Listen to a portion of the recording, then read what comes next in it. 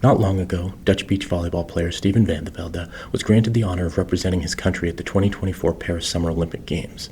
This was great news for him, and not so much for everyone else, because in 2014, days before his 20th birthday, Velde flew to England to visit a 12-year-old girl he'd been grooming on Facebook, waited until her mother would be away, plied her with alcohol, and raped her repeatedly.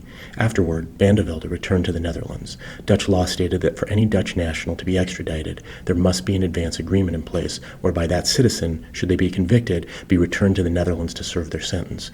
England's Ministry of Justice concurred with this plan, and it was this arrangement that essentially allowed the Netherlands to dismiss charges against a convicted child predator. 5 months after his original trip to Britain, Velde was extradited back to the UK, and 1 year later he was convicted on 3 counts of statutory rape and judged to serve 4 years in prison, generally the minimum sentence for this type of offense in Britain.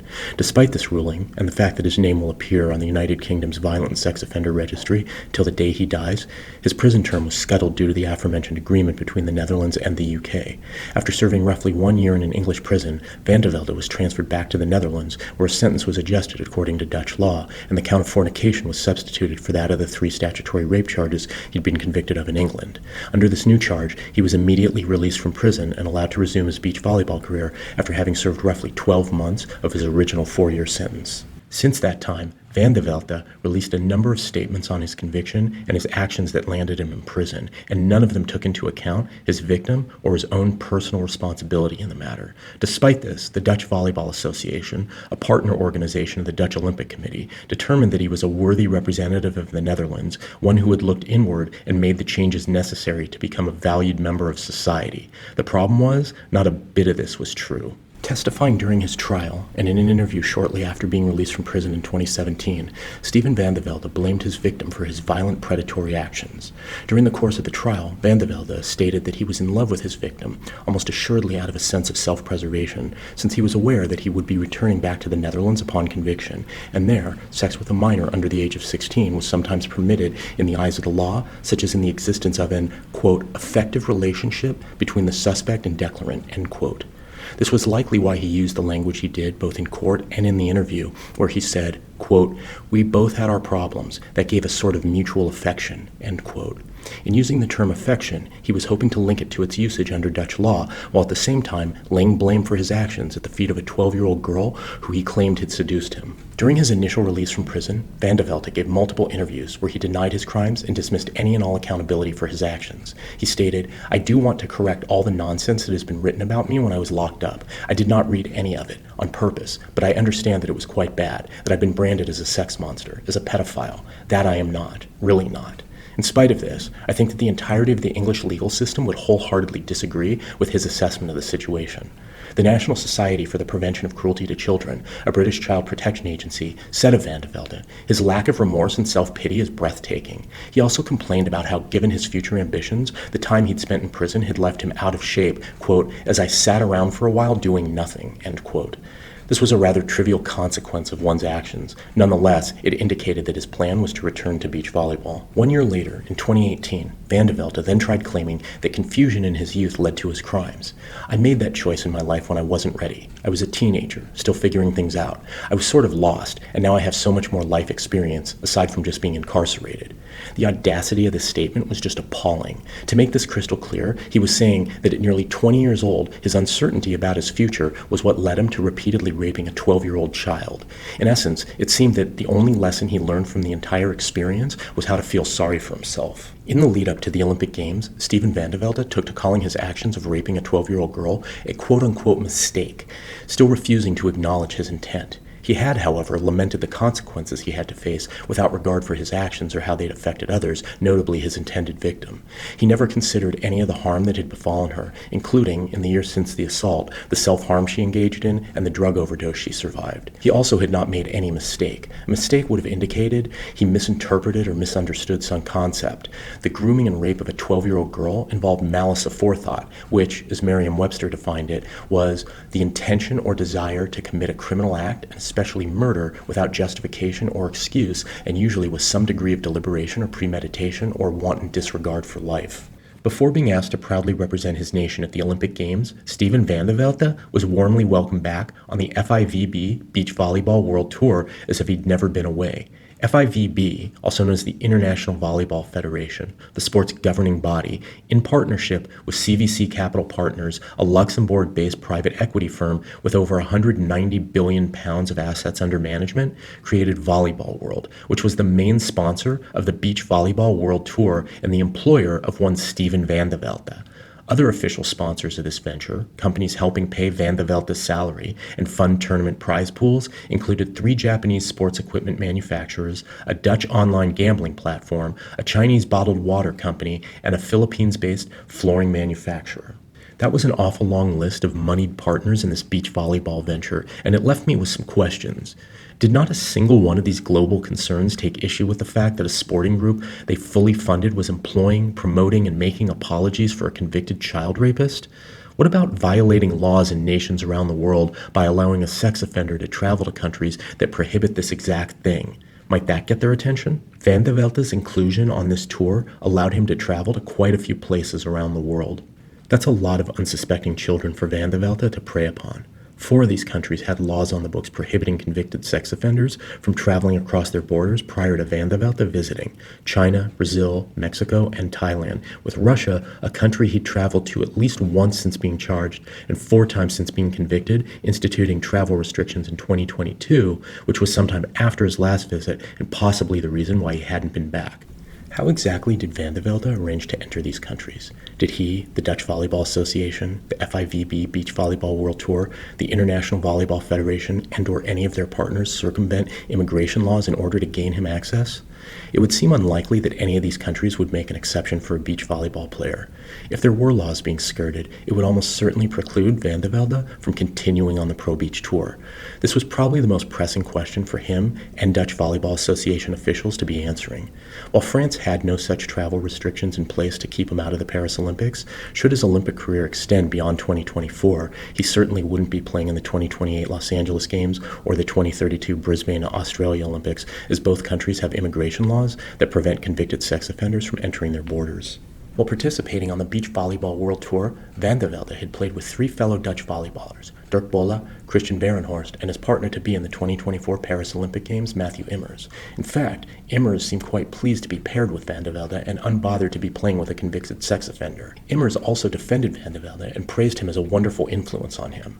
I feel comfortable with him. He's also kind of like a second father to me. Away from the sand, Van de Velde married German beach volleyball player Kim Behrens, and the two produced a son. Behrens studied psychology and inextricably trained in the Netherlands to not only become a police officer, but a police commissioner. How exactly would that work? The police commissioner married to a child rapist? After selecting Steven Van de Velde for the Paris Olympics earlier this year, the Dutch Volleyball Association, known as NVOBO in Dutch, a direct partner of the Dutch Olympic Committee, released a statement on their website seeking to drum up support for Van de Velde's inclusion on the Netherlands Olympic squad, claiming that he'd matured, had taken accountability for his actions, and was deserving of national support moving forward. In actuality, this was the exact opposite of what he'd shown in public statements he'd previously made on the matter. When Van de Velde looks in the mirror now, he sees a mature and happy man, married and the father of a beautiful son. Clearly a well-rationed argument. As we all know, married men never abuse anyone. NVOBO's general manager, Michel Everard, said, quote, "He is proving to be an exemplary professional and human being, and there's been no reason to doubt him since his return," end quote. I can't speak for anyone else, but I would never, ever refer to someone who'd previously raped a child as an exemplary human being. Everard went on to say that Van de Velde was convicted at the time according to English law, and he has served his sentence. This clearly wasn't true. As was previously noted, under the arrangement with Dutch officials, his sentence was reduced to near nothing, and upon his return to the Netherlands, he was released from prison immediately and allowed to return to his life as if nothing had happened, with the full support of his family, friends, and the beach volleyball community. As if this wasn't bad enough, it got even worse. The statement then went on to claim that NVOBO and the Dutch Olympic Committee rely on the opinions of experts who consider the chance of recidivism nil. It also asserted that since his release from prison, Van de Velde voluntarily sought out professional counseling and noted he has demonstrated to those around him, privately and professionally, self-insight and reflection. 3 things about this statement. First, they claimed that he'd voluntarily sought out professional counseling. Given the fact that he had repeatedly attempted to dismiss his actions as essentially harmless while absolving himself of his crimes, what were the odds that someone like that would voluntarily seek out help in dealing with the matter? Regardless of the likelihood, his therapy was actually a requirement of his release from prison. Second, Navobo noted his self-insight and reflection. Was the self-insight and reflection before or after his repeated dismissals of his actions that resulted in him greatly harming a child? In this very same defense of him, Velde was still leaning into the idea that he didn't know what he was doing when he was quoted as saying, "I also think back to the teenager I was, who was insecure, not ready for a life as a top-class athlete and unhappy inside because I didn't know who I was and what I wanted." So on the one hand, he was minimizing his horrific actions by saying that he was young and unsure about what path to take in life, and on the other hand, he was saying that those completely normal feelings of self-doubt that everyone experienced, somehow, in him, resulted in his preying upon and raping a child. Finally, in stating that his likelihood of recidivism was quote-unquote nil, Navobo and its representatives put young girls in harm's way because they had no way of knowing his likelihood of reoffending, which may have been quite high, especially given his failure to hold himself answerable for his actions. I found it highly unlikely that Navobo utilized qualified experts who met with Steven Velde, reviewed his repeated statements, disavowing accountability, then claimed that his chances of reoffending were zero. For those mental health professionals to then go out on a public limb in order to assure others that they were in no danger from a convicted child abuser would have been both personally and professionally unethical and likely carried with it significant legal implications.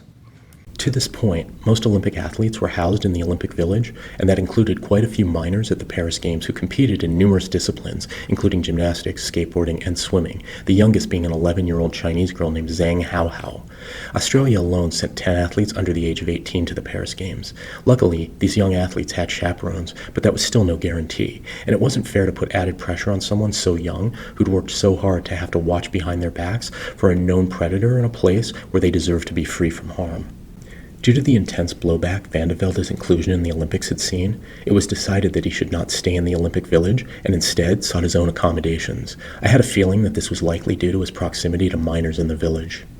Much of what was said in the statements made on the Navobo website leaned heavily on a document they drafted in 2016, the same year Steven Velde was sentenced to prison, where they outlined the guidelines on integrity in sport. In all likelihood, his conviction was the impetus behind the need for this code of conduct in the first place. In perusing this document, it clearly declared, quote, "The aim of the guideline is to provide guidance on how we in the Netherlands could deal with past unethical behavior by top athletes," end quote. It went on to state, everyone deserves a second chance and at the same time is encouraged to do something positive with his or her unethical behavior from the past, which clearly had not happened in the case of Steven Velde. The document listed a few situations where the rules regarding integrity might apply. For instance, in order for an athlete to return to the sport, they should have expressed remorse and made a positive contribution to the integrity of the sport, two things Velde had never done. Further, the document read, quote, "The Sports Association will also make a moral judgment about the situation," end quote. Apparently, in this case, they morally judged the rape of children to be perfectly acceptable actions for one to engage in should they later want to represent the Netherlands on the world stage. Buried in the fine print on the last page of this document, Navobo recommended that anyone associated with any sport governed by the Dutch Olympic Committee familiarize themselves with the standards outlined in the committee's official code of conduct, for which they supplied a broken URL.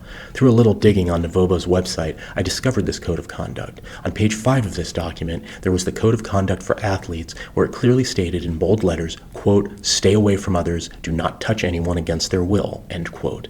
On the very next page was the code of conduct for top athletes, where there was no such doctrine about not touching others. The only mention of anything related to this topic was a note to top athletes to be aware of rules related to sexual harassment. Why the need for separate codes of conduct for athletes and top athletes, and who was the arbiter concerning how these athletes would be grouped? One could only assume that given the International Volleyball Federation's most recent world rankings, where the team of Steven Velde and Matthew Immers was ranked 10th in the world, Velde would be considered one of their top athletes, meaning that, essentially, the rules wouldn't apply to the one person that they definitely needed to apply to. The Navobo website was really a study in contradictions. On the one hand, they released the statement foaming at the mouth in support of a child rapist, while contrasting that with guidelines for integrity and codes of conduct that seemingly, purposefully excluded him. The site's index or splash page outlined the Dutch Olympic Committee's mission statement, which was, "We aim to become a country where everyone is able to enjoy sports."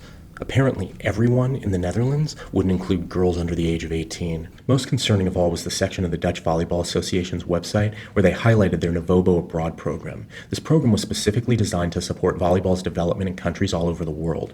There was a picture of who I believe to be Celeste Plack, a Dutch women's volleyball player, instructing a group of young girls in a developing nation on the intricacies of the game. The image was clearly meant to be indicative of the program's reach and purpose. The program information noted that they had already visited Senegal, Burkina Faso, Suriname, Nepal, and Rwanda. Given the Federation's views on the abuse of children, they had no business visiting vulnerable communities anywhere in the world. A number of entities and individuals had a hand in the Steven van de Velde reclamation project, whereby someone who systematically groomed, stalked, and repeatedly raped a child had very little interruption to his life and was then branded as an upstanding member of society, all in the name of beach volleyball, which, to be clear, was what these organizations and individuals were claiming was more important than the well-being of a 12-year-old girl. One of Van de Velde's most well-known supporters was Dutch former Olympic swimming star Peter van den Hoogenband, who said that he was surprised at the agitation around him being included on the Dutch Olympic team. Really? You found it surprising that people were upset that a child rapist was allowed to participate in the Olympics in representation of his country? Van den Hoogenband further added that Van de Velde had been active in international sport and the world of beach volleyball for a long time, which, as mentioned earlier, was problematic in its own right. He concluded by stating that Van de Velde was holding on strong despite the turmoil. Well, we're all thankful for that. We certainly wouldn't want the child rapist to face any undue pressure for his actions, now would we? Aside from Van den Hoogenband, the Dutch Volleyball Association, International Volleyball Federation, and the Netherlands Olympic Committee all failed miserably here, but they weren't the only ones. The International Olympic Committee, or IOC, was questioned about Van den Velde's inclusion on the Dutch Olympic squad as well, and they claimed that they played no part in his selection, which, to be fair, was true. But while the National Olympic Committees for each country selected their own team, the IOC was actually responsible for issuing formal invitations to the Olympics, and they had the sole authority to not issue or revoke invitations both before and during the Games. In fact, this was exactly the reasoning the IOC used in excluding a number of Russian and Belarusian athletes from the Paris Games, athletes who'd been publicly vocal in their support of Russia's war in Ukraine. Due to the IOC's inaction, a number of organizations, including survivor rights groups such as the Sport and Rights Alliance, Athletes for Safer Sports, the Army of Survivors, and Kaniska Advocacy had stepped forward in asking the IOC to exclude Steven van de Velde. There was even a Change.org petition attempting to keep him out of the Olympics that at last check had run well past its initial 50,000 signature goal and was subsequently hoping to head toward 150,000 signatures. It would seem that the IOC had an obligation to all the participants in the Games, as well as fans attending their events, to keep them safe and not expose them to known predators. They seemingly had an extra duty of care to look after the minors in their charge. It was really difficult to understand how the IOC had not taken action in regard to a matter where their liability seemed crystal clear. It also seemed that the near entirety of the Dutch community supported Steven van de Velde, dismissing his actions as something not very concerning and painting them as having taken place a long time ago. From the Dutch government creating an agreement that limited the punishment of a convicted child rapist, to the International Volleyball Federation hustling to get Van de Velde back into the fold as quickly as possible, to Michel Everert, the general manager of the Dutch Volleyball Association, working overtime to push a disingenuous, dishonest, and dangerous narrative about a child abuser, to the International Olympic Committee lying about their ability to rectify this situation, it seemed like a concerted effort to minimize and diminish the actions of a child predator. And then there was the article written on a Dutch sports news website owned by one of the wealthiest families in all of the Netherlands, the Van Tilo family. The article they posted painted Van de Velde a victim of the media because they had the audacity to bring his criminal past to light. They termed his conviction of rape as quote-unquote sex. This was a blatant lie. He didn't go to prison for having sex, an act involving consent. He went to prison for repeatedly raping a child against her will. The article claimed that Van de Velde fought his way back into beach volleyball. Again, a lie, because as we previously learned, he was simply given his spot back upon being released early from his prison sentence. The article tried to take the British press to task for having even mentioned any of this, and it became quite apparent why Steven van de Velde was so widely accepted back into Dutch society. But what purpose did any of this serve? To place an Olympic medal around Van de Velde's neck? What was the endgame there? These sporting federations generated revenue through sponsorships, merchandise sales, broadcasting rights, appearance fees, and so on. Who would want a child rapist coming to speak to their group? Would beach volleyball be the sport parents would want their children to engage in? When he returned home, would he be recognized as a national hero, forgiven for his past transgressions? Did they expect the country would throw their collective arms around this man and rejoice in his victory? Maybe they would. Maybe they would. But it would be a dark day in the Netherlands and around the world. The real problem with all of this were the words of support for Steven van de Velde. These organizations and the people who ran them spoke because they carried a great deal of weight with the media and public. People such as Michel Everert, who in addition to being the general manager of Novobo, was a current FIVB board member and vice president of the European Volleyball Federation, were dishonestly vouching for a child predator. Mr. Everert was a man who was taken at his word, as evidenced by how the media reacted to this. Yes, the headlines showed that they were outraged by this decision, but when it came down to it, these various journalists offered startling admissions that, quote, by all reports, Van de Velde is genuinely remorseful for his past crimes, and there's no suggestion that he's committed more crimes since, end quote. This was a direct result of statements coming from Novobo that minimized Van de Velde's actions and sought to dismiss his heinous crimes in spite of the numerous statements he'd made over the years denying his culpability. They knew that he hadn't been truthful, remorseful, or accountable and hadn't thought of his victims' well-being on even a single occasion. Given this, how could they not believe that he would reoffend if he hadn't already? The Paris Olympic Games began on July 26th, and 2 days later, Steven van de Velde and Matthew Immers played in their first match. It was reported that van de Velde was roundly booed during introductions, but Immers, a man who passionately defended him, was warmly received. The same day as the match, International Olympic Committee spokesperson Mark Adams released a statement saying that even though the IOC wasn't completely comfortable with van de Velde's inclusion in the Games, a crime occurred 10 years ago, a great deal of rehabilitation has taken place, and strong safeguarding is in place. This was an out-and-out lie. As we discovered, Van de Velde neither took any accountability for himself, nor did he even so much as admit to having committed his crimes. What type of rehabilitation takes place with someone who sees no fault in their behaviors? Answer, none. The first step in receiving help was accepting accountability for one's actions. Second, saying that safeguards had been put in place was a statement meant to assuage fears, much like the dismissals from the Dutch Volleyball Association, and really all it served to do was to put others, mainly children, in danger. There were never any safeguarding measures taken, as was evidenced by the fact that the Netherlands originally attempted to house Van de Velde in the athletes' village alongside minor children. It wasn't until there was a public uproar that they moved him to outside accommodations, but tried to play it off as if it was their plan all along as a way to cause as little distraction as possible. In fact, why would the same Netherlands representatives that had made excuses and lied to cover for the actions of a child predator be trusted to safeguard the welfare of anyone? Clearly, the IOC's statement carried no veracity and was only meant to push the heat off of them. In researching this topic, I read a great number of news articles that, for the most part, expressed the public's outrage at seeing a convicted child rapist entered in the Olympic Games. However, that outrage was tempered by the inclusion of comments from Dutch authorities glossing over these crimes, which were taken at face value without any sort of critical eye being applied to what was actually being said and whether it was truthful. As this investigation showed, these authorities, namely the Dutch Volleyball Association and Netherlands Olympic Committee, made statements in support of Steven van de Velde's inclusion in the Olympics that were at best misleading and at worst outright dishonest. If you have to lie to make your point, you really don't have much of a point to begin with, and in certain cases, such as this, it's downright harmful to others. These statements serve to put a dangerous predator in proximity to vulnerable children, something these organizations had previously done for years by allowing him to return to his international beach volleyball career, where he traveled unfettered to countries around the world. Clearly, neither solicitations to the IOC nor number of signatures on a Change.org petition was going to move the needle.